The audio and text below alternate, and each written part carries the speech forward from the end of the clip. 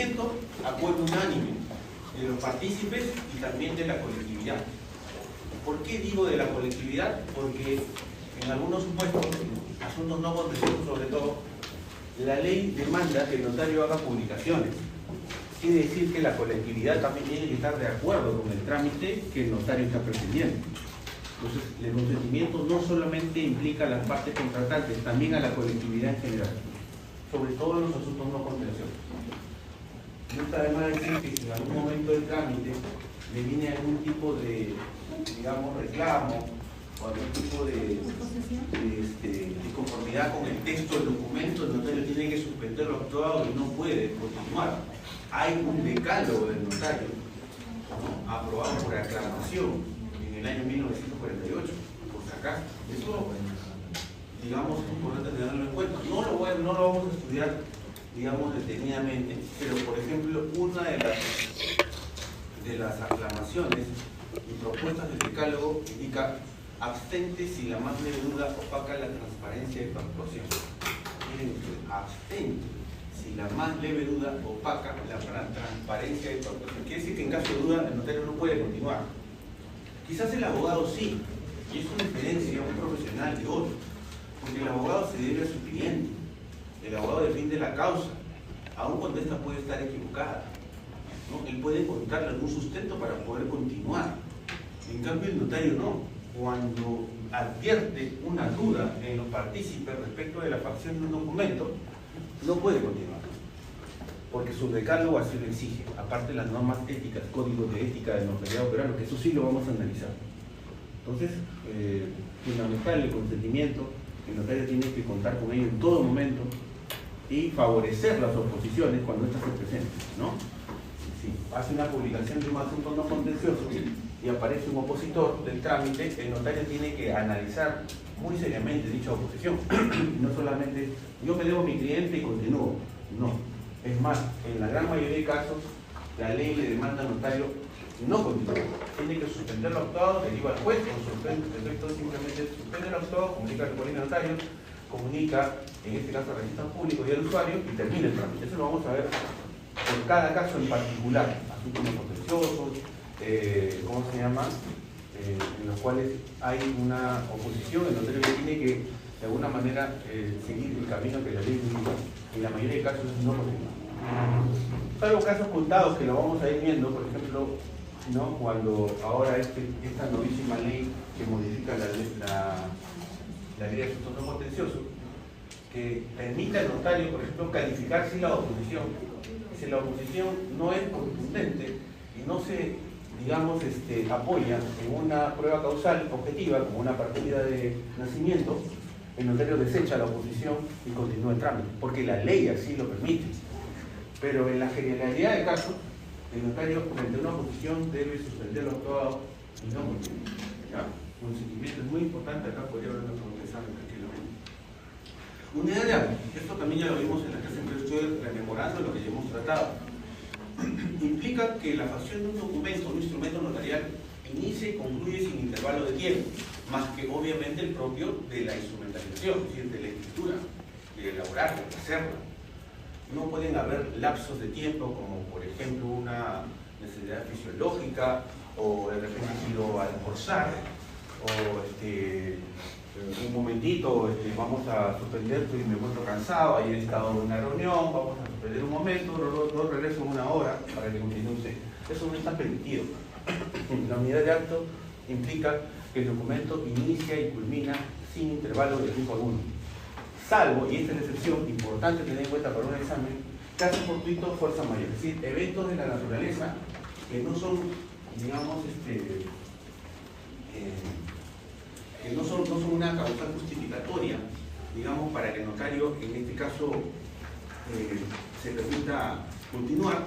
Él tiene una situación así que hacer caso al evento de la naturaleza y, obviamente, suspenderlo, ¿no? Un terremoto grado 9, una situación casi insalvable, él tiene que terminar el acto, dejarlo donde está y salvar su vida. Eso es un tema más importante. Entonces, pero sí, lo importante es tener en cuenta cuando se presenta una suspensión del instrumento notarial, dejar constancia en el documento de lo ocurrido y luego continúa. Si es que el documento ha sobrevivido también, ¿no? Puede que el documento se haya destruido y ahí hay poco ya por hacer. Y el otro caso es la fuerza mayor, es decir, una fuerza física irresistible. También lo expliqué esto en la clase anterior. Unos manifestantes llegan a la puerta del notario y le dicen: cierra la puerta porque si tú no cierras la puerta quemo tu oficina en este momento. Es una turba de 50 a 100 maleantes que están dispuestos a todo. El notario va a continuar con su escritura: espérate un momento, voy a terminar. No hay manera, tiene que suspender lo actuado y cerrar sus puertas y luego ya dejará constancia en el documento de lo que ha ocurrido. Entonces, son eventos de naturaleza o simplemente eventos públicos que pueden conducir a que la unidad de actos se rompa. Pero en condiciones regulares no hay intervalo de tiempo. Inicia y concluye el notario con la corrección del mismo. Y finalmente el otro tema es el de protocolo. El notario, una de sus labores más importantes es custodiar el documento que ha elaborado. Una de ellas es, por ejemplo, recibir la voluntad de las partes, redactar el documento. Una vez que lo redacta, lo convierte en un protocolo, es un libro, ¿no? Donde que va a contener varias hojas por especialidad de contrato, ¿no? Ese documento llamado protocolo lo va a conservar, lo va a guardar. Entonces el protocolo, este libro que contiene registros de acuerdo a la especialidad, es una de las funciones u obligaciones primordiales del notario. No solamente es faccionarlo, no solamente es hacerlo, no solamente es asesorar a las partes, no solamente es recibir la voluntad de las partes, sino también, una vez que recibe, aconseja, redacta, es convertirlo en un protocolo para poder archivarlo después y guardarlo. El protocolo, entonces, es un libro que contiene varios registros ordenados por especialidad. Específicamente, cuando hablemos de protocolo, comprende cada 10 registros formarán un libro protocolar, un protocolo. Cada 10 registros. ¿Y cuánto tiene un registro? 50 hojas. Ya, para ya darnos una idea. Entonces, un protocolo contiene 500 hojas, ¿no? 500. Justamente. Entonces, un registro, ojo, no estoy hablando de registros públicos, esta es una colección ordenada de hojas, contiene 50 hojas. Y un protocolo, que es justamente lo que estamos hablando ahí, es un libro, contiene 500 hojas, que es igual a 10 registros, ¿verdad? Una simple operación aritmética. A esto nos estamos refiriendo. Es un libro que contiene varias hojas de registro por especialidad. Todavía no estamos hablando de libros especiales de notario. Eso lo veremos, no sé si esta clase formará parte de esta clase o ya la siguiente, pero el notario administra registros por especialidad. Registro de escrituras públicas, registro de asuntos no contenciosos, registro de protestos, registro de garantías mobiliarias y así sucesivamente. Entonces, cuando tiene un contrato que, por ejemplo, es una garantía mobiliaria, lo va a insertar aquí. Si tiene de repente una compra-venta, que es un contrato bastante usual, ¿dónde lo pone? Aquí, en la escritura pública. Si de repente se presenta una diligencia de protesta de un título valor, ¿dónde lo va a poner? ¿Se acuerdan? No es que lo transcribe en cualquier tipo de hoja, él lo va a transcribir en un registro por especialidad, dependiendo de qué acto estemos hablando. ¿Muy bien? Entonces, cuando yo hablo de un protocolo, son 10 registros, pero por especialidad. ¿Qué especialidad? Todavía no la hemos analizado. Públicas, contenciosos, protesto, garantía mobiliaria. Eso lo veremos, no sé si lo vemos ahora, magnífico. Si no, quedará para la siguiente unidad. Pase. Adelante. Gracias.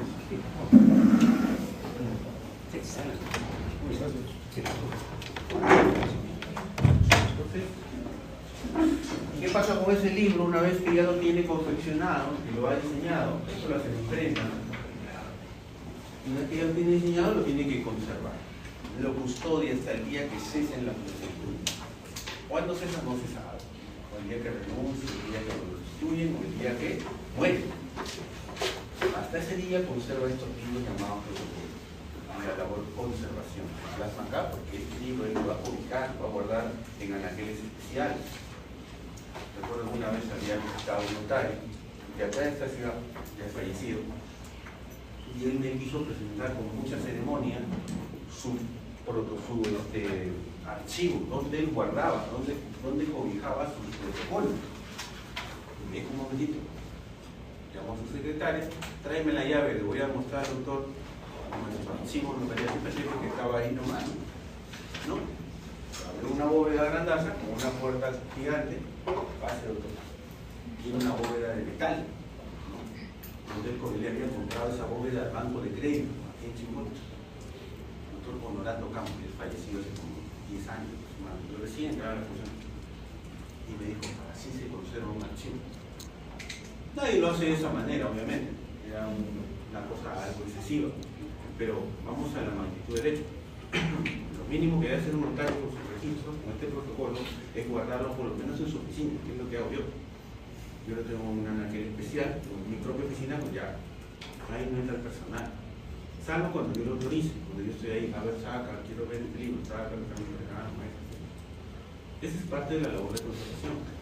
¿No? Yo le pongo un ejemplo, un exceso, un tema, la verdad que nadie lo hace, y muchos notarios de acá de la jurisdicción, nadie dio ese tipo de medidas.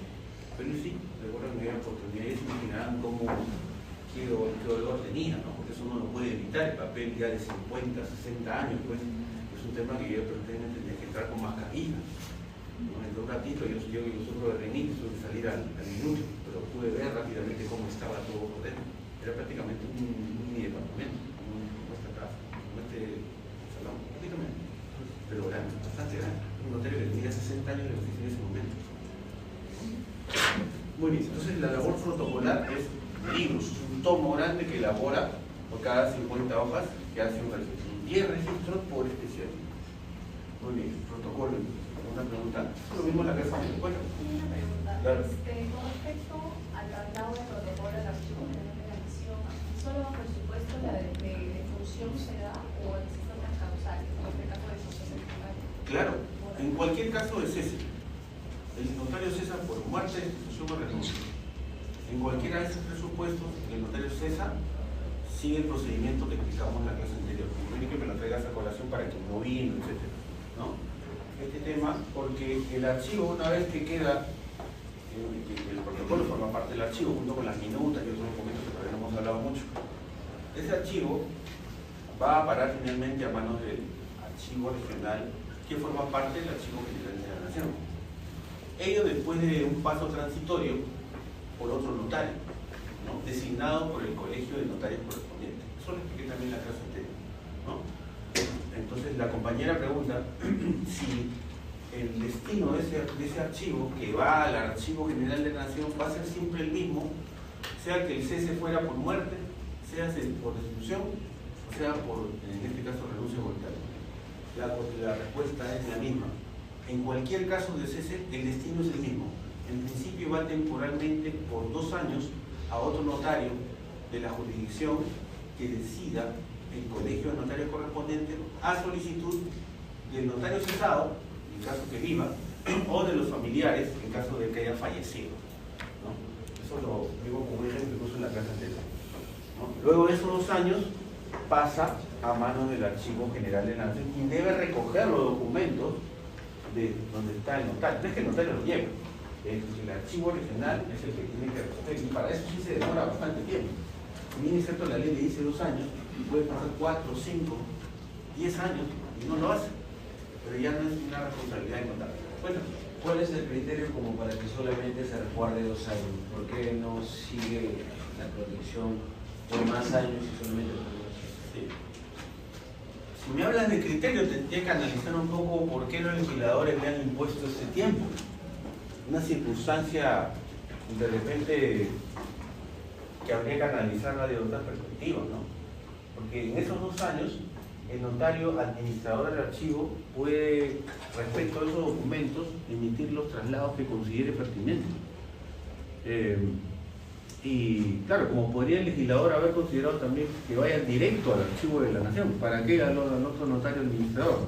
Es una decisión del legislador. Los sustentos no hay exposición de motivos al respecto. La ley de notariado tiene exposición de motivos bastante escueta. Menos va a hablar específicamente del archivo, de la parte de los traslados.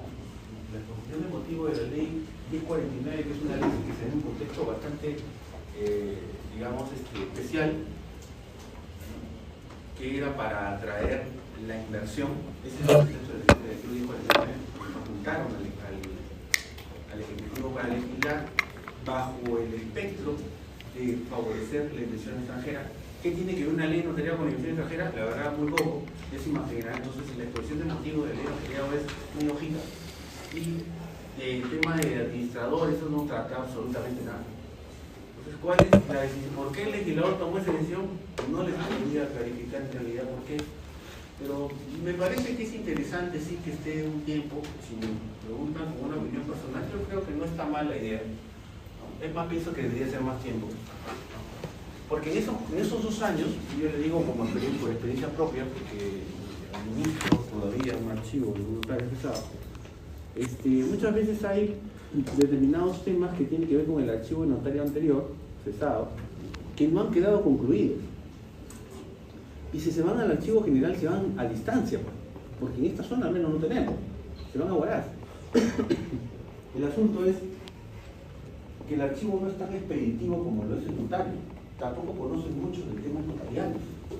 Entonces, hasta donde yo tengo entendido, es una mala experiencia pasar por el archivo general de la Nación, aún así sea regional, porque como tienen harto de conocimiento de estos temas, no facilitan en realidad, por ejemplo, ¿cómo se llama?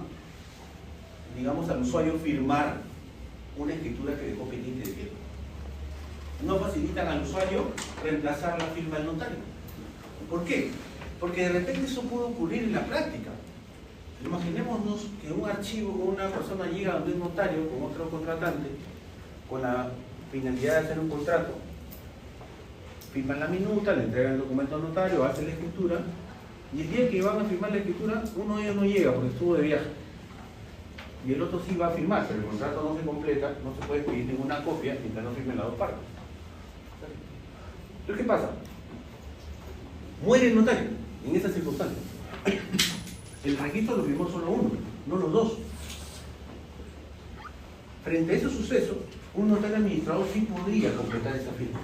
Y lo hace rápidamente, con una autorización especial de su colegio. En un mes está firmado.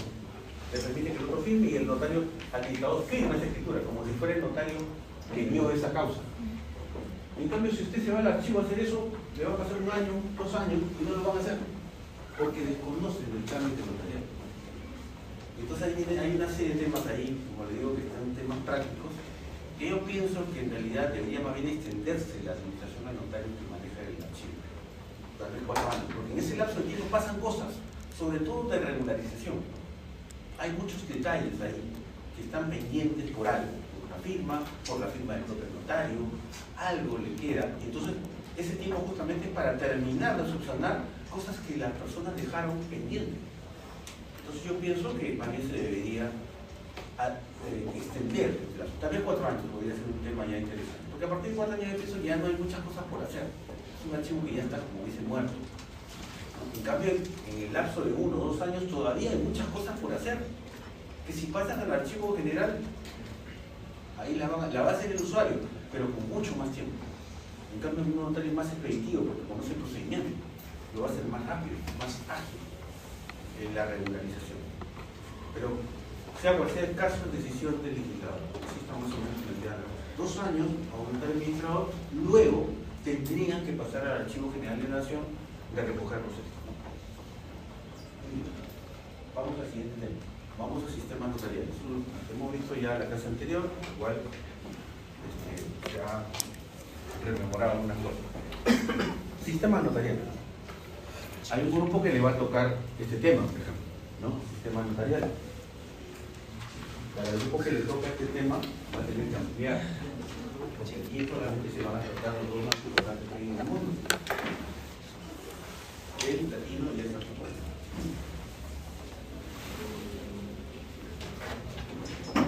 No vamos a hablar del administrativo ni del socialista, son dos sistemas que están allí, que existen en muy pocos países, la verdad, Por la magnitud trataremos el latino y también trataremos el sajón.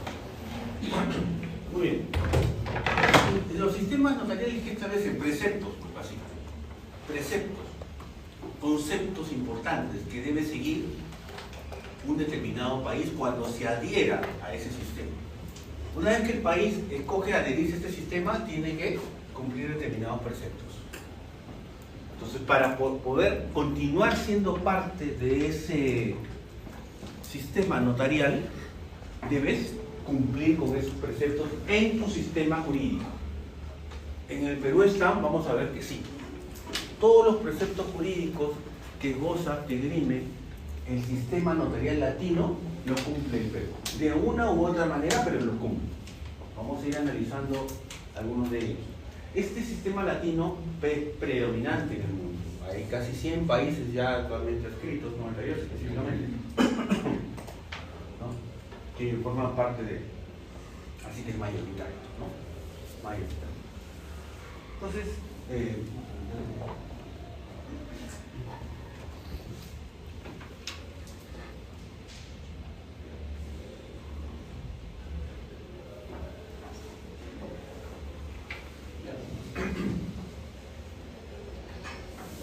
Entonces, ahora, el sistema latino tiene su, digamos, está agrupado, lo van a encontrar ustedes como Unión Internacional del Notariado Latino. No es que sistema notarial latino, eso es un tema conceptual que lo manejamos para temas de clase. Pero si queremos encontrarlo como institución, se denomina Unión Internacional del Notariado Latino, la UINL, ¿no?, que sesiona cada 4 años en diferentes partes del mundo, obviamente en los países en los cuales se encuentran adscritos a este sistema, no es un país X que se les ocurre. Bien, los instrumentos tienen un privilegiado valor probatorio. Primer precepto importante del sistema latino: gozan de un privilegiado valor probatorio. Es decir, no es cualquier documento el instrumento notarial. Lo interesante de este extremo es conocer cuál es el valor que le dan aquí en el Perú. Eso es lo que está haciendo. Entonces, primer precepto: los instrumentos notariales tienen un privilegiado valor probatorio, un valor probatorio, digamos, superado, mejor que el común denominador, que un documento simple. Muy bien. Acá en el Perú, los instrumentos notariales tienen el peso y el valor de un título ejecutivo. Es importante tener un título ejecutivo. ¿Se equipara una sentencia? Sí, se equipara una sentencia. Pero no es sentencia, porque el notario no emite sentencia. El notario no resuelve conflictos. El notario es pacificador, más bien. Busca la paz social y justicia. Entonces, tiene el valor de un título ejecutivo. Y esto, a ver, ¿cómo es que se ejecuta, doctor? ¿Cómo es que lo voy a...? ¿De qué me sirve que tenga ese valor? Podría decir alguno, ¿no? Una persona que no ha estudiado Derecho, que no conoce un comerciante, un ejecutivo, se me explica. ¿Qué ventajas tiene un título ejecutivo? Hay una que es muy, muy importante, que yo lo puedo ejecutar en un proceso de ejecución. Y que el proceso de ejecución, a diferencia de un proceso ordinario, prácticamente no tiene etapas, no se discute, no analiza el fondo, no analiza el documento, y la posibilidad de refutar, de contradecir, de defensa, está limitada. Entonces, frente a una posibilidad de defensa limitada y a una decisión prácticamente ya tomada, en este caso con carácter de fe pública, ese documento se va a poder ejecutar fácilmente. Digamos un contrato de préstamo, un contrato de venta, lo que fuera, que está elevado a escritura pública, ese documento tiene la condición de ejecutivo con una ejecutabilidad muy rápida. Muy fácil. Ese es el valor que se le reconoce en el sistema peruano. Muy bien. Siguiente precepto. Está investida en fe pública. Hemos visto un momento, bueno, en clases anteriores, es auténtico, ¿no? Un instrumento notarial es auténtico. ¿Y es auténtico por qué? Por la fe que ha impreso el notario en ese documento. Como el notario tiene la fe que emana del Estado, ya ha verificado la situación de ese documento, lo ha elaborado el documento, ese documento está investido en fe pública. Y es auténtico por eso. Es veraz. Entonces el Perú cumple con ese requerimiento, porque los notarios tienen la fe pública en sus manos, ¿no? Ejercen función pública de manera privada. ¿Es funcionario público? No es funcionario público. Es 50 para un examen. ¿Un notario es funcionario público? No es funcionario público. ¿Ejerce función pública? Sí ejerce función pública. ¿De qué manera? ¿Pública o privada? Privada. Privada, porque autogenera sus ingresos, ¿no? Y es autónomo. Ahí está. Muy bien. Conserva los documentos. Una de las labores más importantes, le explicamos hace un instante, el protocolo.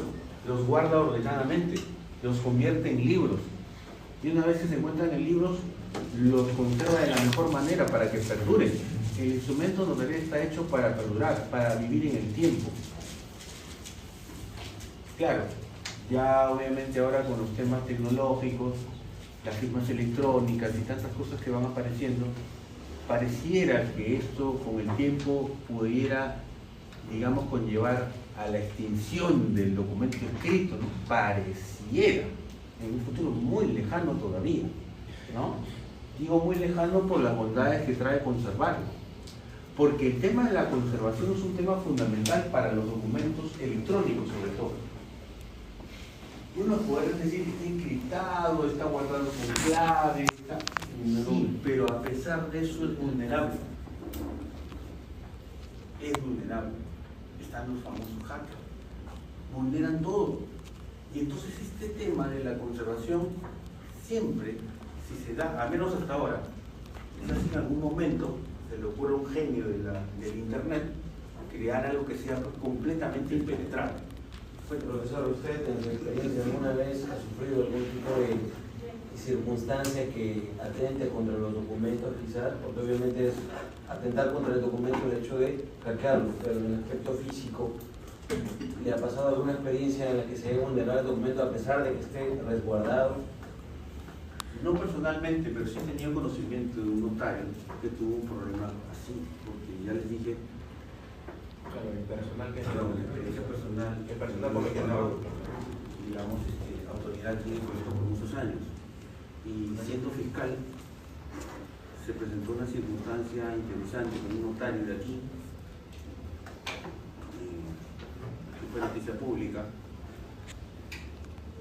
específicamente el notario Pastor Rosa, porque un tema lo pueden ver en internet, el cual sufrió la quema de su oficina hace unos años, ¿no? Y llegó al colegio de notarios la solicitud de reposición de hojas porque muchos instrumentos notariales, específicamente algunos protocolos, se le habían quemado. Él había logrado salvar a la mayoría, pero algunos pocos no se salvaron. Una circunstancia que ya era materia de análisis, etcétera, ¿no? Pero la consulta hacia el colegio era que había que facilitarle las hojas de registro en las cuales se tenían que imprimir nuevamente los instrumentos notariales ejecutados. Por eso no hemos hablado, por ejemplo, ¿no? ¿Qué pasa cuando un instrumento notarial se pierde, o un instrumento notarial se extingue, ¿no?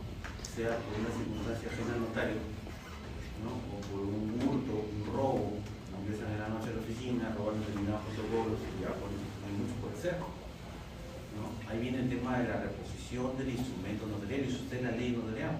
Eso está. El primer requisito es justamente que los colegios notarios, a través de la junta directiva, considere darle nuevas hojas para que hagan nuevamente los instrumentos. El punto es que no siempre las partes van a estar de acuerdo, o no siempre van a estar, no van a existir siempre. Probablemente han fallecido, están fuera del país, se quieren firmar, pero no están aquí. De repente no quieren firmar. Claro, es lo más probable, pero el punto ahí es que la ley prescinde de esa circunstancia, no que tengan que volver a firmar, sino de que simplemente apelando a otros documentos, digamos, en los cuales el notario se pueda apoyar, él pueda reconstruir esa escritura. La pregunta es, ¿cuáles serían esos documentos en los cuales el notario se podría apoyar para tener la tranquilidad de que así era el papel? Porque no recordar todos los documentos como los hace, ¿no? Yo puedo recordar más o menos la estructura de mis instrumentos, pero en particular un contrato específico no, por los matices que tiene. Un contrato es igual a otro, muy difícilmente. Entonces, uno de los elementos importantes que se tiene en cuenta para que el notario se apoye es justamente la fe pública registrada. Si el documento fue a parar al registro a través de un parte notarial, ahí ya tienes un buen elemento, ¿no? Otros testimonios que puedas haber emitido. Normalmente, cuando tú haces una escritura, el cliente, el usuario, se lleva una copia. A veces no al momento, pero después cuando viene por suscripción, ya se le entrega. Ese documento también es fundamental para que el notario pueda reconstruir un instrumento notario. Pero en todo caso, la ley deja al riesgo del notario que reconstruye esa responsabilidad. Lo concreto es que un instrumento notarial, aun cuando se extravíe y se extinga, puede ser repuesto por el propio notario que elabora esa escritura. Muy bien, entonces, continuando. Cuéntame, sí, perdón. La implementación de los sistemas biométricos en las zonas notariales a veces, estábamos hablando alusión a las falencias, ¿verdad? Ocurrieron problemas tecnológicos. En este sentido, por ejemplo, cuando se da la constitución de una persona jurídica, el notario tiene que identificar a las personas que van a constituir, ¿verdad? En este sentido, ¿existirá otros medios u otros canales con los fines de identificar plenamente a las personas que están en notaría? Aparte de sus huellas biométricas, obviamente por falencias tecnológicas pueden fallar, ¿no? O complementariamente hay otros medios. Sí, es buena la pregunta. Existe complementariamente la posibilidad de recurrir a la llamada consulta en línea, que no es otra cosa que solicitar, digamos, una hoja de datos con ciertas características de la persona, como la firma, la foto, sus datos personales. Prácticamente es como un DNI, pero está expedido en línea, como su nombre le indica. No es susceptible de adulteración, falsificación, porque es información directa de la tarjeta. Entonces eso también se puede apoyar el notario en ello, ¿no? La ley lo obliga al biométrico. El otro es un apoyo y cuando el notario también tiene una duda, ¿no? De repente pasa la huella, pero no se parece. Bueno, puede ser pues que de repente sea un facineroso que se ha hecho una digital en el dedo y más o menos se parece en algo y se sabe la firma. No tiene que pasar por él. Entonces, frente a una duda, el notario puede recurrir a la consulta en línea como método adicional. Y adicionalmente otros documentos. La ley de notariado no lo limita al notario. El notario, si continúa dudando, puede pedir más documentos, una licencia de conducir, puede pedir un certificado de seguro, etcétera, para aún, digamos, identificar de una mejor manera al usuario. No hay límite. Por cierto, hay una ley de simplificación administrativa, producción pública, que también incluye administración pública en general también, que hacía alusión a lo que usted dice, doctor, con respecto al tema de los temas identificatorios, ¿no? Licencias de conducir y todo eso. ¿Es válido también esos documentos, digamos, sucedáneos? Sí, porque la ley le facilita artículos 54 y 55 u otros documentos que puedan coadyuvar una identificación correcta. El notario está autorizado para solicitar más documentos y sobre esa base finalmente dar la fe de que es esa persona de manera indubitable, porque eso se trata, ¿no? El notario tiene que certificar que indubitablemente, sin duda, es la persona que dice ser. Ya si lo engañan, a pesar de los mecanismos de seguridad, ya no es una responsabilidad. Eso también hace énfasis del artículo 55. Claro, es que en un determinado momento, si el notario toma las seguridades, pero a pesar de eso es sorprendido, el notario no es responsable. Y eso vamos a hablar en un momento. La responsabilidad civil penal y administrativa del notario no es parte de la clase de hoy. Pero como te digo, si es que que el notario toma toda la seguridad del caso apelando a otros documentos, ya no es responsable. Bastaría que incluso pida la consulta en línea, con eso ya sería bastante suficiente. Recurrir a otros podría hacerlo también, pero igual ya ello lo liberaría de responsabilidad frente a una suplantación. Muy bien. Se habla obviamente en ese aspecto de también a futuro del tema de las IRIS, por ejemplo. Es un tema que está en análisis. El año pasado hubo una propuesta del notariado limeño, en este caso, de plantear que RENIEC ya incorpore el tema de las IRIS para todos los ciudadanos. El tema es que, por ejemplo, los DNIs ya tienen esa posibilidad, los actuales, pero el DNI azul, que manejan la gran mayoría de personas todavía, no tiene esa posibilidad. Es un tema a largo plazo. Doctor. Sí, cuéntame. Sí, bueno, con respecto a lo que usted dice, bueno, creo que a partir del otro año ya, o creo que a partir de este mes ya creo que ha entrado en funcionamiento por parte de la RENIEC lo que es el DNI 3.0. No sé si usted sabía o desconocía. Sí, claro. Ya va a ser uno estándar. O sea, para todos, sean mayores o menores, van a manejar este DNI. Creo que no va a tener tampoco ni fecha de vencimiento, ya nada. Claro, para comenzar, sí, gracias por el alcance. Para comenzar, para poder implementar el tema de las IRIS, RENIEC tendría que realizar las tomas fotográficas a todos. Y RENIEC lo está haciendo recién hace poco tiempo, 6 meses, 8 meses, 1 año. Hoy así, si usted quiere sacar un duplicado mejor dicho, un nuevo DNI, la RENIEC misma le toma la foto. Y eso es una implementación reciente de una resolución de fines del año pasado. Pero quienes están en ese sistema solamente será un 10, 15, 20%. Si queremos implementar el sistema, tiene que ser para todos, si no habría un marco de desigualdad. ¿Aquí? ¿Qué pasa?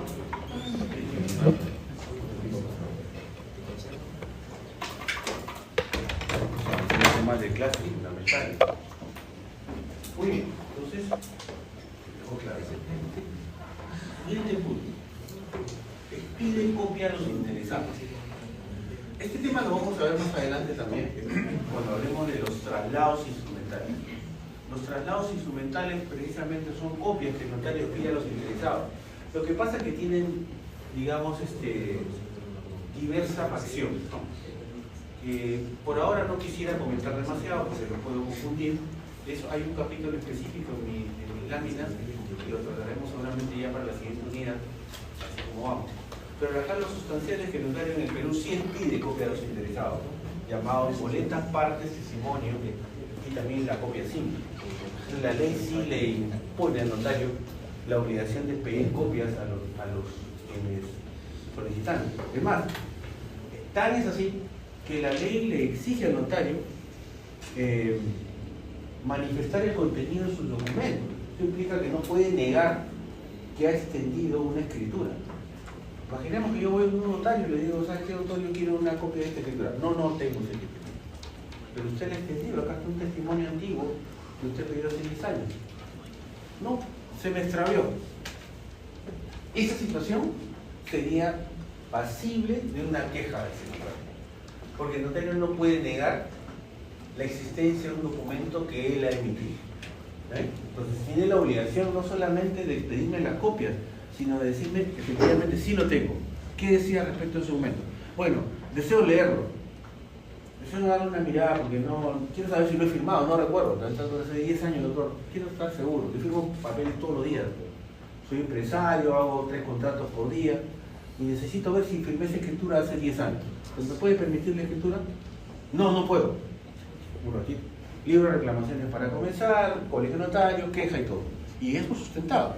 El notario podría irse suspendido tranquilamente una semana a su casa. Entonces, correcto, ¿quieres? Sí. Bueno, te cuesta tanto, tomas cinta acá, 2 personales al costado para que no vaya a arrancar la hoja, no vaya de repente a tratar de que haya más seguridad, ¿no? De repente quiere tener el documento para destrozarlo en el momento y ya, ahí está, ya.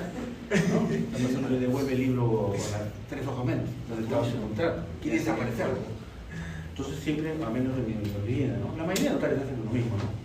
¿Quieren revisarla o quieren leer el contenido? Sí, pase por acá. Señorita, por favor, revise que no, está con su celular, pues usa los filmas, grabas y no hay problema. Yo ahora me voy al otro lado y me lo va a revisar todo conforme, ya ahora sí, listo, eso es todo bien. Deme una copia. No hay problema, lleva tu copia, te cuesta tanto, ahí está. Entonces, el notario tiene que manifestar siempre positivamente el contenido de sus documentos Y también cuando el usuario lo requiera, expedir las copias de los medios, como indica el precepto del sistema latino.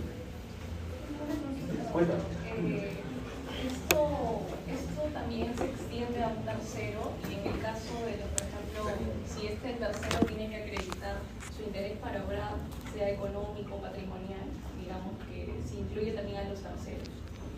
Claro, no es necesario demostrar un interés legítimo. No.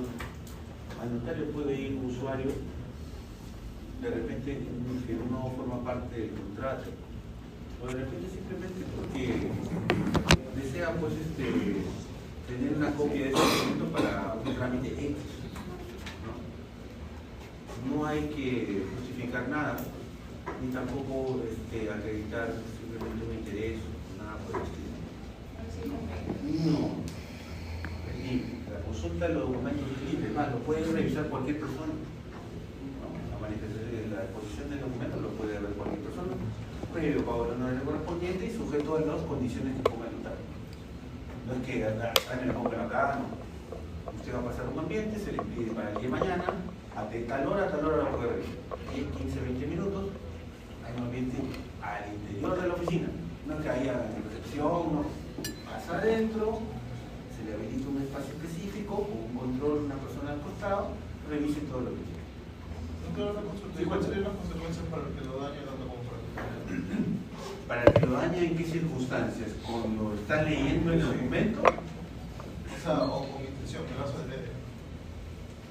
Bueno, pero es que ahí estás destrucción de un instrumento público, eso es un delito también. Sí, pero no tiene un delito específico, ¿no? En particular, no, porque como delito contra la fe pública no encuadraría. Destrucción de documentos públicos sería. Claro. Destrucción o alteración de documento público. ¿Me va?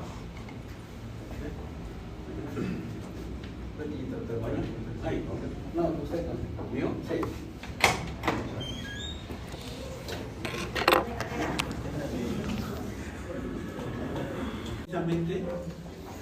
Justamente elaborando el documento público, certificando los documentos que la ley le permite y también expidiendo, por ejemplo, los traslados respectivos, las manifestaciones correspondientes cuando alguien quiera leer una escritura. En realidad las formas como el notario genera ingresos son múltiples, ¿no? Una presencia en un acto público también va a significar de repente la cotización de honorarios y así sucesivamente. Muy bien. Ingresa por concurso. Hay un capítulo completo en mi lámina que vamos a hablar de esto. ¿Se aplica en el Perú? Sí. ¿No? Acá en el Perú, el notario ingresa postulando ante el Consejo de Notariado. Ante el Consejo de Notariado concursa justamente porque el Colegio de Notarios así lo solicita. Y lo va a calificar un jurado, del cual vamos a hablar más adelante, ¿no? Que está compuesto por 5 miembros, etc. Y al final del concurso obtiene la plaza, como ya hemos visto, finalmente se le asigna a la fe pública. Entonces acá en nuestro sistema de notarios no es, digamos, designado como antiguamente, ¿no? Con la ley 15, ya pues señor, joven, ya pues, aquí está la clase, no allá. Entonces, no ingresa como antes, ¿no? ¿Qué cuenta? ¿Qué requisitos se le pide al postulante que ingrese al consejo? Sí, como le digo, es un tema que lo vamos a ver más adelante, pero igual, están en el artículo 10 de la ley notariado, ¿no? Uno de ellos, por ejemplo, peruano de nacimiento, abogado, con más de 5 años de experiencia, si tiene 10 te asignan un punto adicional. También es el tema de gozar de buena salud física y mental, entre otros, ¿no? Pero en realidad no corresponde ahorita todavía analizar eso en particular, pero sí ingresa por concurso público, después de unos requisitos del artículo 10. Esos requisitos del artículo 10 de la notariado son para ingresar y para mantenerse en el cargo también. No solamente es para el acceso, también implica para poder sostener.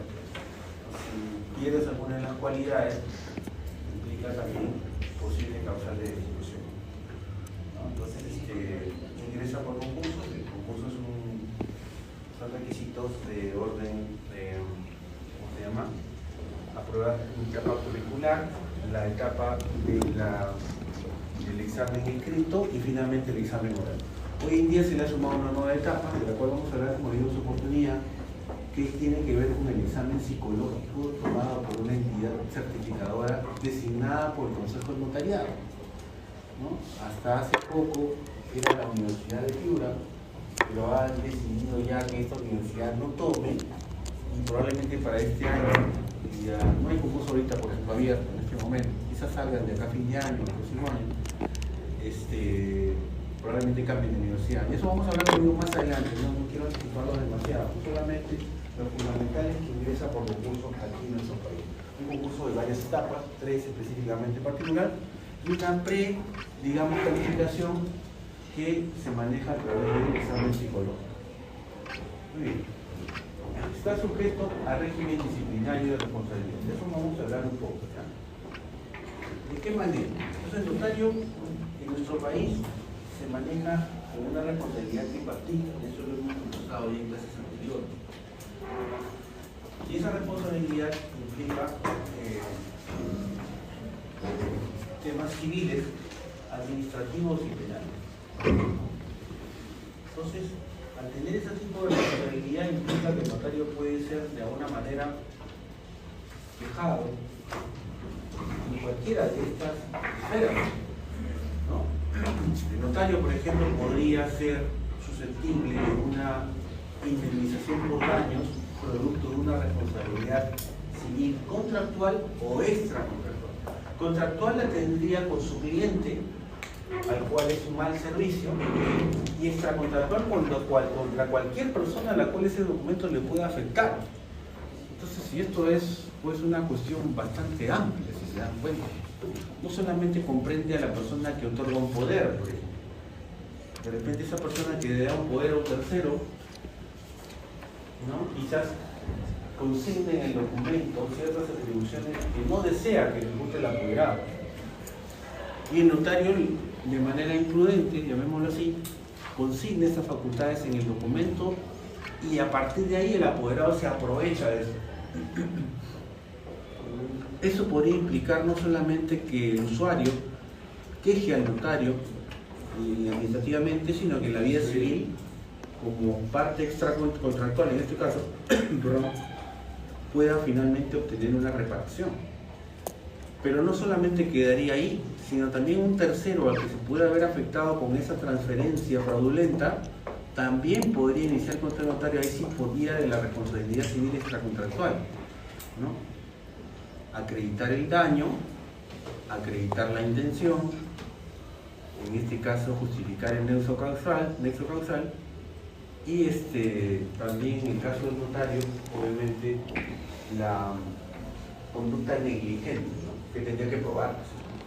De repente, imaginemos que él le da una minuta con 10 facultades y el notario termina poniendo 20. Y el usuario, bueno, no lee la escritura y firma.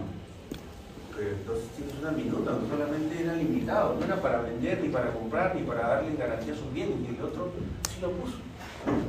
Y al ponerlo en la escritura pública, hizo que el apoderado, una persona obviamente sin escrúpulos, va y venda todas las propiedades del poderante. Ya le generó un perjuicio tremendo, de repente lo dejó sin propiedades, ¿no? Y entonces el usuario tiene cómo demostrar que le entregó una minuta con solamente 10 facultades y eran administrativas, no había nada de vender ni nada de grabar. Y entonces, aprovechándose el apoderado de este suceso, pues en este caso vende todas las propiedades del poderante. Definitivamente hay un daño, entonces tendrá que probar, ¿no? Si se demuestra que hubo un daño, entonces, y la irresponsabilidad e incompetencia del notario, será sancionado y en este caso tendrá que repararle al usuario lo concerniente a su daño. Otro punto que tiene que ver también con la responsabilidad del notario está en el tema penal, es decir, básicamente en el delito. ¿Y de qué manera un notario podría cometer un delito? Si es factible, ¿no? El Código Penal, el artículo 428, 29, 39 hasta 32, me parece que habla del delito de falsificación, ¿no? Dentro de ellos está el delito de falsedad ideológica. Y ahí es donde el notario podría también caer. ¿De qué manera? El Código Penal señala que el que inserta o hace insertar en un instrumento público declaraciones o afirmaciones falsas incurre en delito de falsedad de evidencia. ¿El notario podría estar ahí? Sí, puede estar. Imaginemos que en un testamento el testador de repente le refiere que deshereda a un hijo, perdón, por tal o bien motivos. Y llegado el momento, pues el notario no consigna eso. Finalmente el hijo hereda sin inconveniente y el testador tiene como probar de que le dio esa indicación expresa al notario. De repente grabó el momento, de repente le dio indicaciones escritas, ojo, el Código Civil permite que el testador le dé indicaciones escritas al notario de lo que va a poner en el testamento. Y el notario finalmente no lo puso. Entonces, de alguna manera el notario podría haberse involucrado en un delito, porque en un instrumento público testamentario él no ha consignado una información relevante para el testador, que en este caso es desheredar a un hijo. O de repente, en un testamento, como saben ustedes, se puede también reconocer a un hijo. Consigue un reconocimiento que el testador no le manifestó, ¿no? Está insertando en un instrumento público una declaración o afirmación falsa, ¿no? Porque en ningún momento el testador indicó que reconocía a un menor, sin embargo el notario lo consignó. Claro, ya veremos, vamos a ir viendo en la práctica que eso a veces no es tan sencillo de probar, porque siempre hay elementos que el notario toma en cuenta antes de tener una escritura. Hay una minuta, casi siempre, que es un documento escrito previo, al cual se tiene que recorrer en estas circunstancias para ver qué es lo que tiene la escritura y qué es lo que le planteó el usuario. Ambos tienen que coincidir plenamente. Entonces, en el tema penal también puede. De incurrir en delito, el Código Penal me señala de 3 a 6 años, y podría ser pena efectiva para el notario por un delito de falsedad ideológica. Y finalmente, la que más nos interesa para efectos de la clase, es el tema del régimen disciplinario, es decir, de la responsabilidad administrativa. En el ámbito administrativo, el notario va a ser juzgado. Esa es una novedad que trae el decreto legislativo 1049 respecto de la ley del notariado anterior, la ley 26.002, decreto ley 26.002, porque incorpora los procesos disciplinarios en los cuales se va a ver envuelto el notario cuando incurre en un mal actuar. ¿Y de qué manera se ha incluido aquí el notario? Bueno, pues una vez que incurre en esta conducta, que infringe las normas reglamentarias o legales, el notario se va a ver inmerso en un proceso de... Bueno, vamos a analizar un poco ese procedimiento, de manera sucinta, unos 5 o 10 minutos. Este proceso, en su primera etapa, este proceso disciplinario, en una primera etapa, va a tener un plazo de 90 días hábiles. 90 días. Luego, va a tener un plazo de 180 días, es decir, 90 días hábiles. Y luego tenemos para 180 días.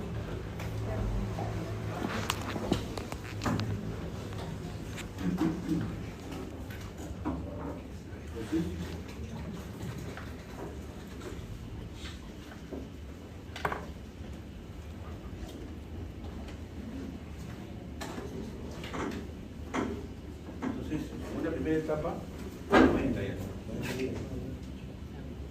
90 días. Esa es una primera instancia, ¿no? Y 180 días hábiles en segunda instancia. Vamos a hablar un poco de la primera etapa.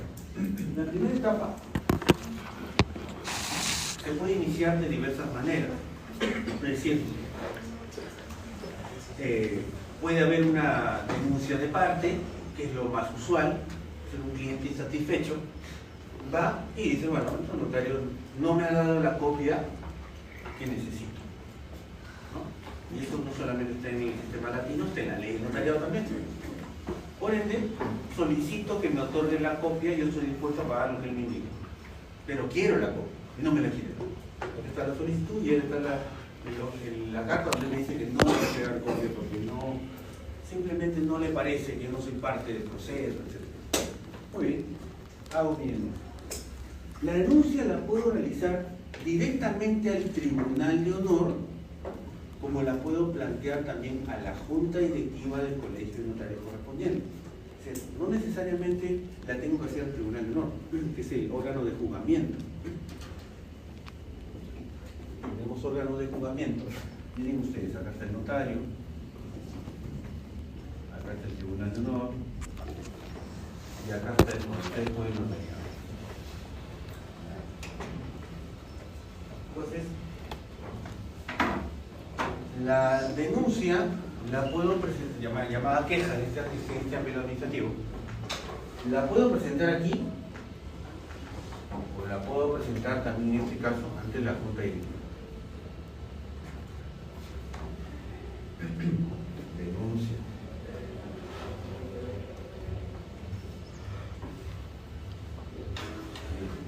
¿Quién más puede hacer el inicio del procedimiento?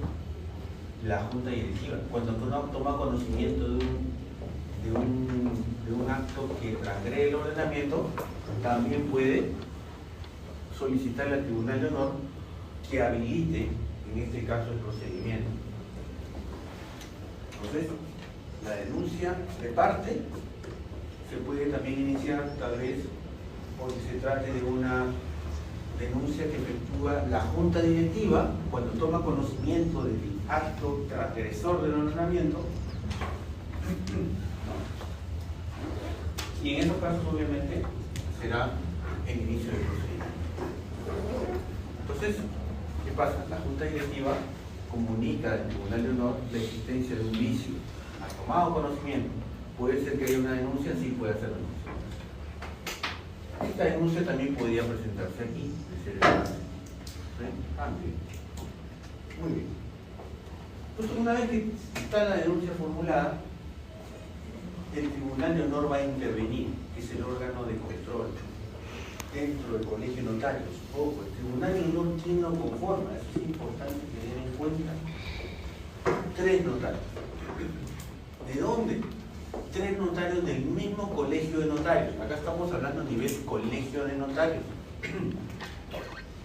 Todo esto es dentro del Colegio de Notarios. Dentro del Colegio de Notarios. Está el Tribunal de Honor, está la Junta Directiva. Entonces, el Tribunal de Honor lo componen 3 notarios. ¿Quiénes lo designan? La Asamblea General del Colegio de Notarios. Es decir, lo pongo así como ya un ejemplo. Cada 2 años hay elección de Junta Directiva y de Tribunal de Honor dentro de un Colegio de Notarios. Los colegios de notarios, recuerden, son 22. Eso lo dijimos creo la primera vez. Y entonces cada 2 años sesiona la Asamblea General, es decir, todos los notarios de Ancash, digamos que nosotros somos todos los notarios de Ancash, no mucho menos, pero bueno, digamos que somos 40, son 20. Tenemos todo. ¿Qué tenemos como agenda? Cada 2 años. Elegir la Junta Directiva, decano, vicedecano, fiscal, vocal y tesorero. Esos 5 vamos a elegir entre los que somos. Y aparte, 3 miembros del Tribunal de Honor. Entonces se eligen cada 2 años a estas autoridades. Los 5 que les he mencionado y 3 más de ellos para el Tribunal de Honor. Si la pregunta es ¿pueden ser los mismos? No pueden ser los mismos. La ley señala que tienen que ser notarios distintos. ¿Y qué pasa si el colegio de notarios es muy pequeñito? Porque hay colegios de notarios chiquitos. Lima creo que tiene más que 4 notarios. No pueden completar, porque es más, la ley señala que tiene que haber suplentes en los casos del Tribunal de Honor. No pueden completar. Porque hay 11 cargos y son más que 8. ¿Cómo hacen? Pueden traer notarios de otras jurisdicciones. Previa consulta, porque no sé si quieren obligar, solicitar la autoridad presente. Pero en los casos como nosotros, que alcanza por la justa también, porque a ver, somos de abandonistas en ANCAS, finalmente es una idea, digamos, por consenso, somos pocos. Entonces se eligen estos autoridades. Muy bien. 3 notarios entonces son para el tribunal de honor. Esos notarios lo que van a hacer es juzgar al notario que incurre en una inconducta funcional. Por denuncia. ¿Quién podría también accionar? Directamente aquí, el Consejo del Notariado. Esta autoridad podría también hacerle la denuncia al notario. Digamos, ¿y en qué circunstancias?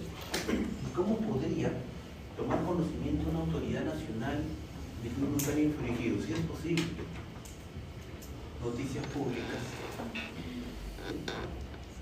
Una noticia pública sale en la televisión. Hace poco nomás hubo un notario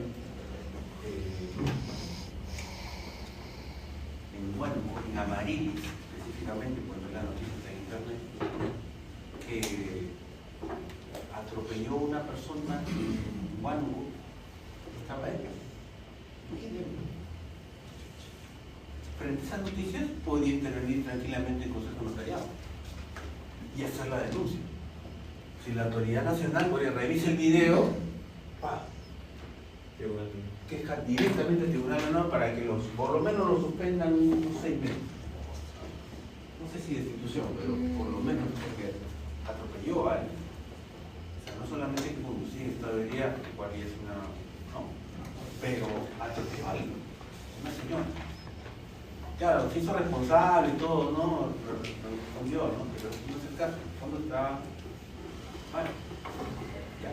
En una circunstancia sí podría. En un evento público de tamaña naturaleza puede intervenir el Consejo Notariado y hacer la denuncia. Lo usual es que lo haga un usuario. Este es lo usual, ¿no? Y a través de la Junta Directiva o bien se manda directo a los tribunales. Muy bien. 90 días entonces. Pero los 90 días son para que el Tribunal de Honor termine con su resolución. No. Aquí, de estos 90 días, 45 días hábiles, 45 días,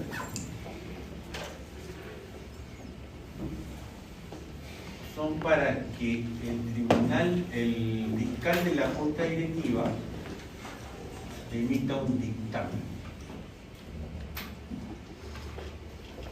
Y ya los otros 45 son para que el Tribunal de Honor emita una resolución. Fiscal de Junta Directiva, ojo, no estamos hablando del fiscal de la Nación, ni del fiscal superior o del fiscal provincial.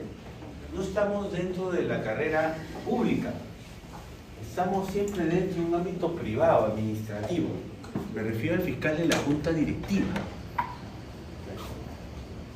Entonces, de esos 90 días, sí. De esos 90 días, repito, 45 son para la que emite un dictamen el fiscal de la Junta Directiva y 45 días son para que resuelva finalmente ya el Tribunal de Honor la queja.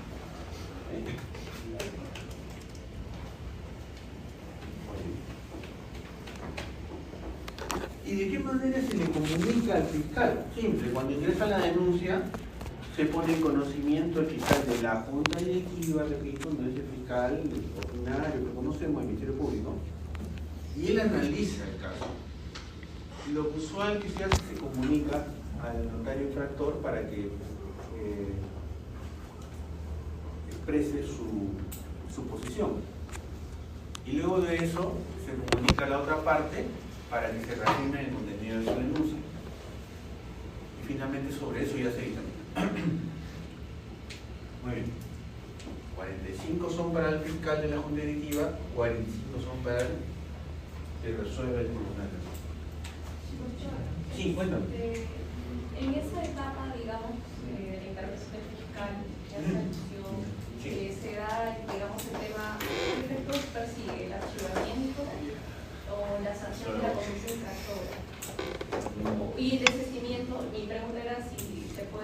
regular el desistimiento.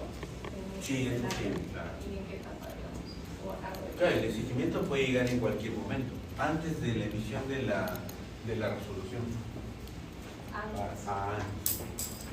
O sea, dentro de este lapso de tiempo prácticamente. Pero antes que se pida la resolución del tribunal. La pregunta es buena, en realidad. ¿Es posible que una persona se desista de la denuncia que ha presentado? Sí, es factible. Y el sobreseimiento también Ya. en esta. No se utiliza ese término. La ley notarial lo que señala es lo siguiente, ¿no? La ley señala lo siguiente. El sobreseimiento, ¿verdad? De un cargo de servicio superior, claro, sí está diciendo. Es decir, el sobreseimiento fiscal está convencido de que no hay una acción punible. No hay lugar a iniciar una acción. Ya, pero en términos administrativos no se cita ese término, pero sí hay un tema importante acá que a consideración debe explicar. ¿No? Cuando pasa de esta primera a esta segunda instancia, porque el fiscal, una vez que si el dictamen, y ahora vamos a ver es acusatorio, o es en este caso no acusatorio, le vamos a llamar así, o de sobreseimiento, como dijo la compañera. Si es acusatorio, el Tribunal de Honor tiene que decidir la situación, ¿no? Entonces, ¿qué pasa si el Tribunal de Honor considera que sí hay lugar y también si ya define una sanción?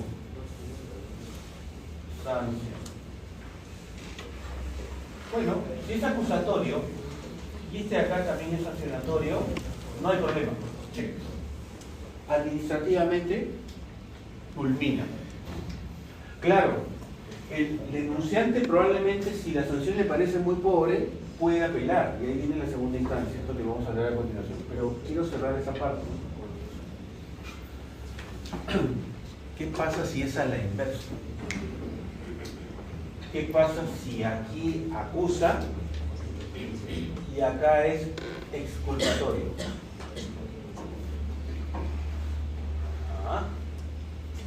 Y este le deniega. En estos casos, el fiscal está obligado a apelar. Tiene lógica en realidad, ¿no?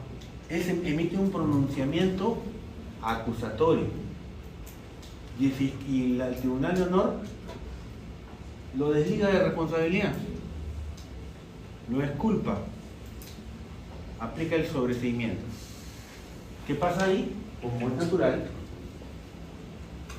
el fiscal de la Junta Directiva tiene la obligación de apelar. ¿A dónde? Al Consejo Notarial. Ya no va a apelar aquí, se va acá. Ojo, obligación, ¿eh? No es un tema de criterio. Sí me parece que podría quedar ahí. Creo que podría ser mejor dejarlo sin sanción. De acuerdo con el condenado, pero tú ya te pronunciaste. Para ti corresponde una suspensión de 3 días. Y para el colegio de notarios es culpable. No hubo inconducta funcional.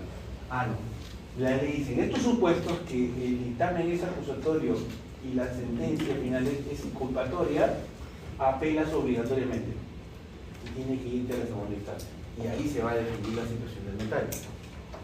¿Bien? Cuando coinciden no hay ningún problema. Cuando aquí es no acusatorio y esta es sancionatorio, igual no pasa nada, ya no puedes apelar, ahí el fiscal no tiene la obligación de apelar porque es natural. ¿Se entiende? Pero en el otro supuesto sí, o sea, hay un supuesto nomás en el cual el fiscal se encuentra obligado a apelar. Cuando él acusa y el tribunal lo exime de responsabilidad. Muy bien. Vamos entonces ahora a la segunda instancia. Ahora, hay que mencionar que en esta primera instancia se puede prorrogar también, ¿no? 30 días hábiles más hasta en 2 oportunidades. Esto de aquí se puede prorrogar hasta en 2 oportunidades por 30 días.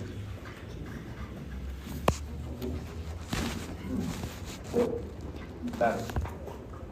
siempre con el consentimiento del tribunal. 90 días en principio, pero si el fiscal, por ejemplo, necesita más tiempo para investigar, puede pedirle al Tribunal de Honor que le extienda el plazo, ya no a 45, o sea que necesito 80 días para mí. Ah, perfecto, entonces mejor ampliamos 30 días más el plazo de los 90 días. Y eso lo puede hacer hasta en 2 horas. Bueno, Y esa ampliación tiene que estar motivada, o sea, se tiene que exponer cuáles son los motivos de la ampliación o simplemente... la norma señala a requerimiento, no hay justificación que poner. Podría considerar que es un evento complejo, señalarlo simplemente y el tribunal tendría que aceptarlo. Claro. Al no señalar la norma una justificación o argumento para el aplazamiento, simplemente va a estar la versión del fiscal para aplazar el plazo de tiempo. Muy bien, vamos a la segunda instancia, que también me interesa. En la segunda instancia ya interviene pues el Consejo Notariado. Estamos viendo de qué manera. Entonces, ahí el Consejo Notariado es que en un supuesto en el que el Tribunal de Honor haya indicado una cosa, el fiscal otra, y este apela, va a resolverse. Podría ser que ambas ideas sean coincidentes también, pero el denunciante está en desacuerdo, igual el Consejo define. El Consejo Notariado está compuesto por 5 autoridades, que es importante conocer. Está, digamos, integrado por el Ministro de Justicia, está también el presidente de la Junta de Decanos de los Colegios de Notarios del Perú. El nombre es largo, pero lo pongo como un ejemplo rápido. Existen 22 colegios de notarios, por ende hay 22 decanos, ¿verdad? Cada colegio tiene su decano, su máxima autoridad. Esos 22 decanos sesionan en asambleas en Lima, cada 3-4 meses aproximadamente. De esos 22 decanos sale un presidente de la Junta de Decanos. A esa persona me estoy haciendo referencia. Presidente de la Junta de Decanos de los Colegios de Notarios del Perú. Ahora sí tiene lógica, ¿verdad? Hay colegios de notarios, hay un decano. ¿Cuántos colegios hay en el Perú? 22. Cuando sesionan estos 22 decanos, designan un presidente de la Junta de Decanos de los Colegios de Notarios del Perú. Ahí está claro. Bien, ahora sí. ¿No?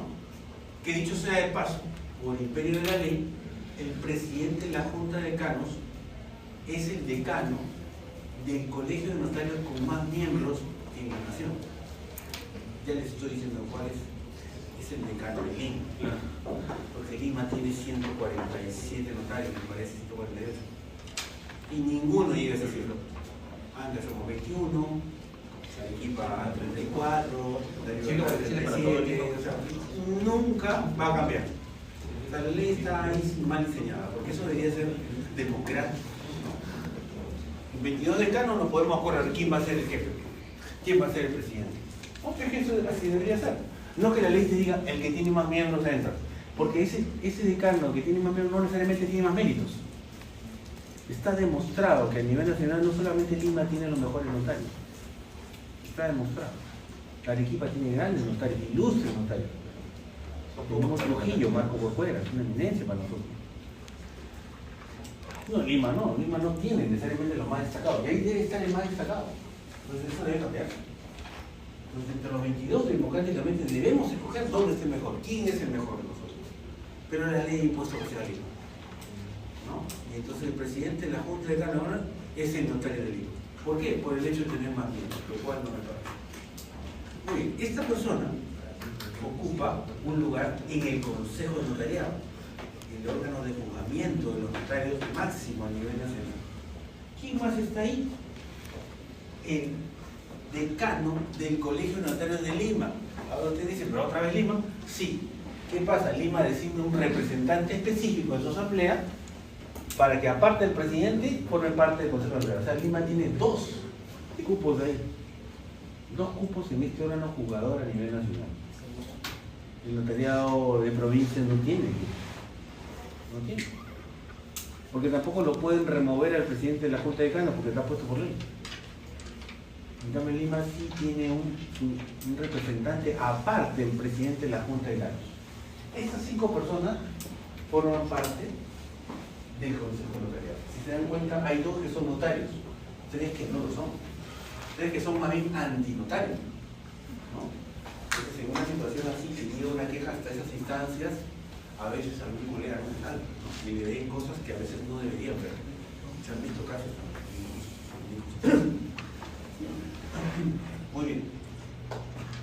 Entonces, estas 5 personas forman parte del Consejo Notarial. En la segunda instancia les indiqué, emite el pronunciamiento, este consejo. Con ese pronunciamiento se agota la vía administrativa. Ya no hay más nada que hacer en el ámbito, digamos, del fuero notarial. ¿Qué pasa si no está de acuerdo uno con esa decisión? Contencioso administrativo ante el Poder Judicial sería la última instancia. Ordenación del proceso, etc.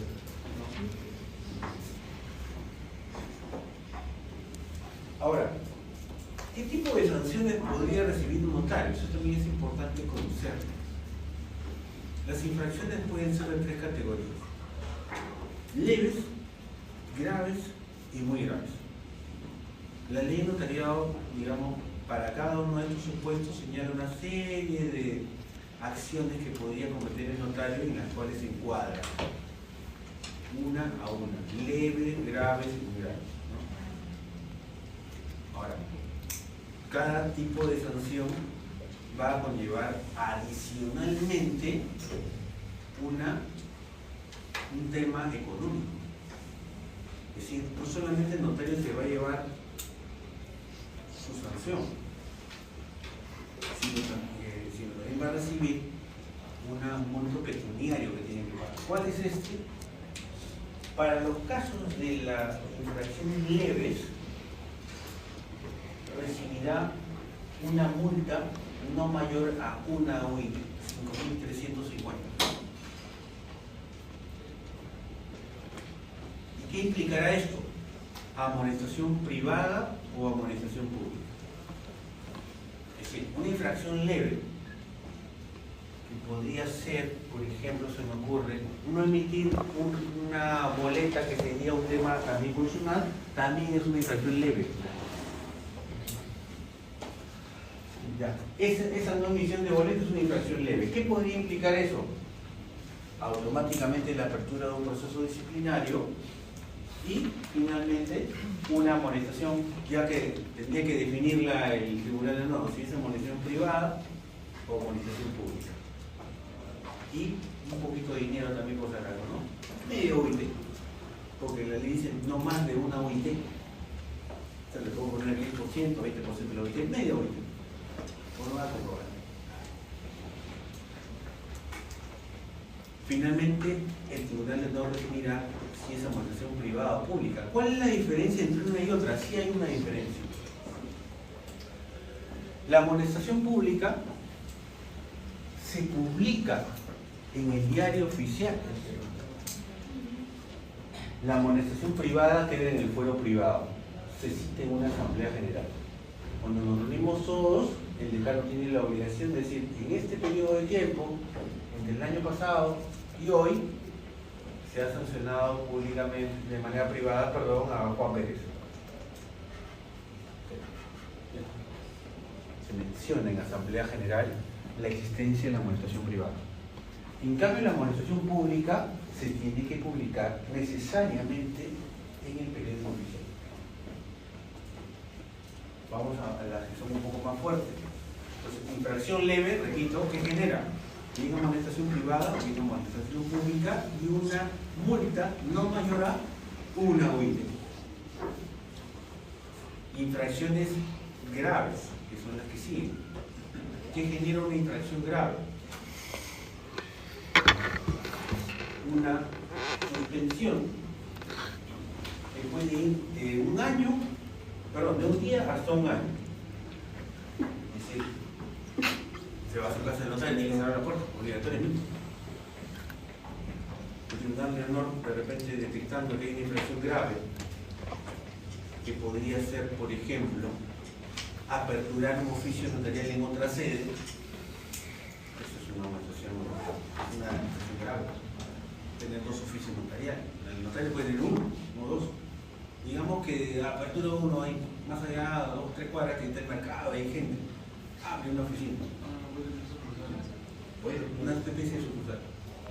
Pueden, tienen una sola oficina notarial. Abre otra. Detecta, se procesa. Infracción grave. Muy bien, vamos a suspenderlo. Definen, decide el Tribunal de Honor aplicarle la suspensión. 6 meses en su caso, porque eso es grave. ¿No? 6 meses. 6 meses. ¿Qué conlleva esto? ¿Un tema económico? Sí, siempre hay un tema económico. No solamente es que te vas a tu casa tranquilo a descansar y ya. No. Aparte, económicamente tendría que sufrir una multa no mayor a 10 UITs, o sea, casi del patrimonio.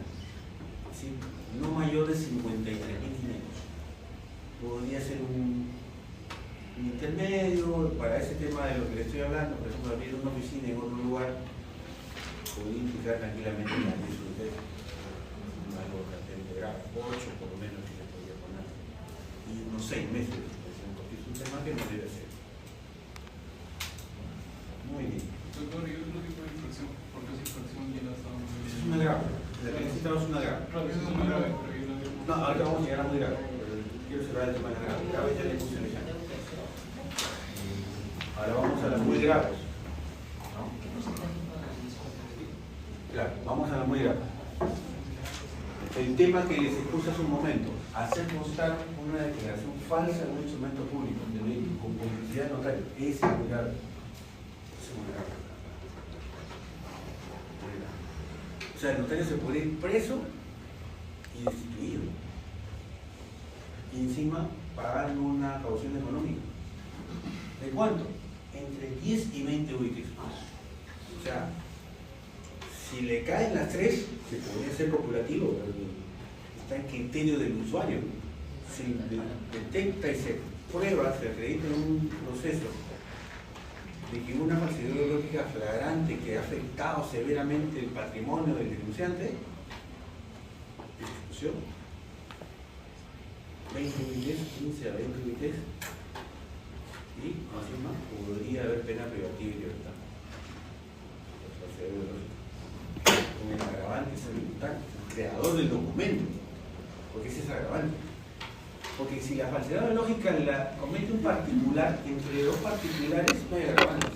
Pero si la comete el creador del documento sí hay agravante. Podría haber tranquilamente 8 a 10 años de pena privativa y libertad.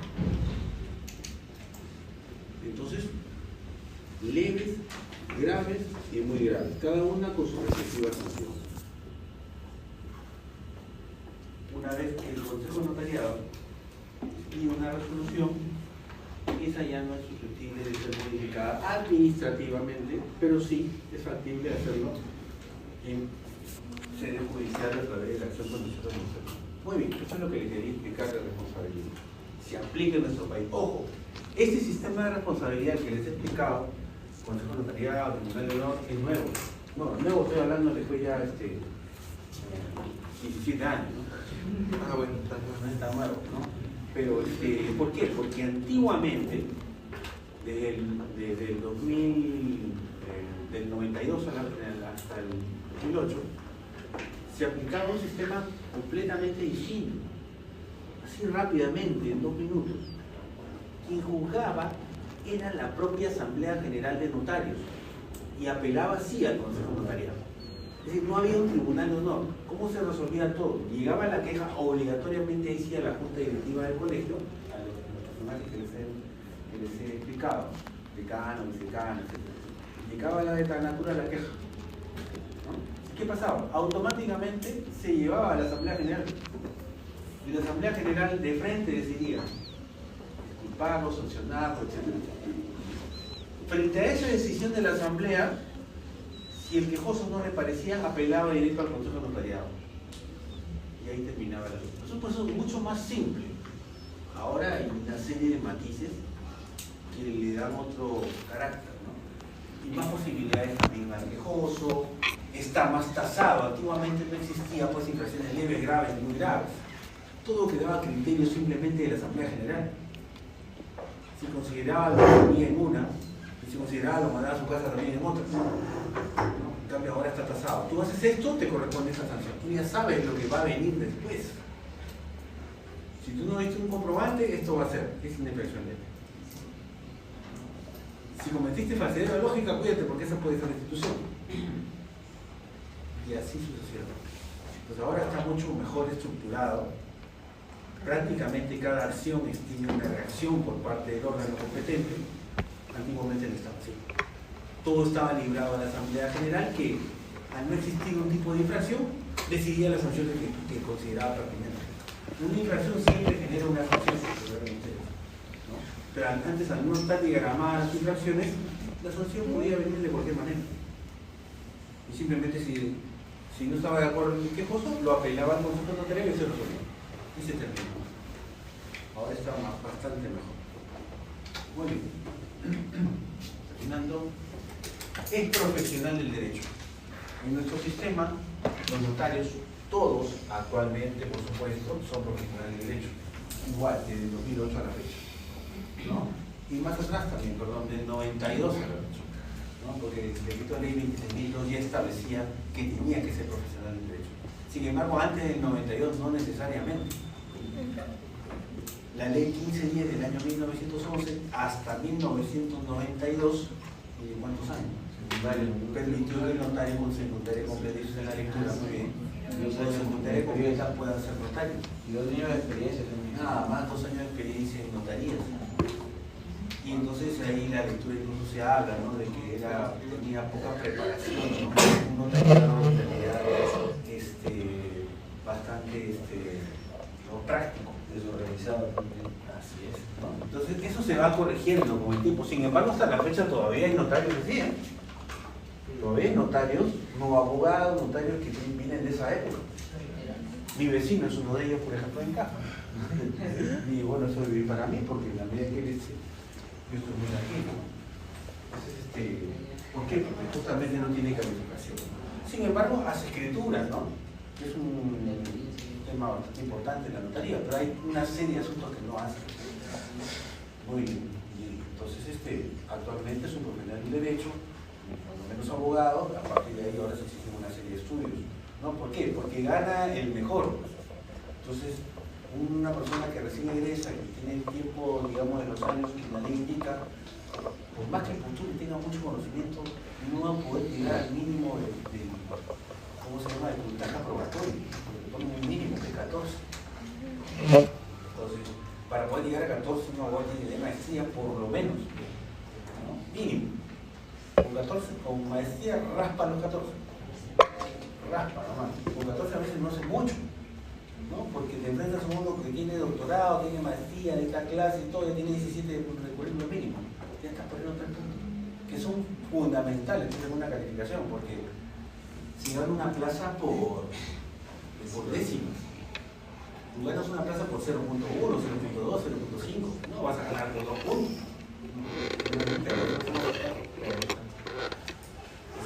Hoy es un poder del derecho que en realidad se exige mucho más, cada día más. Documento que autorice solemnemente. Creo que ahí nos vamos a quedar, porque ya no estamos pasando el tiempo. Ya estamos en 7:55, 7:27. Sí, ahí nos vamos a quedar un rato, vamos a descanso y venimos en 20 minutos para continuar con el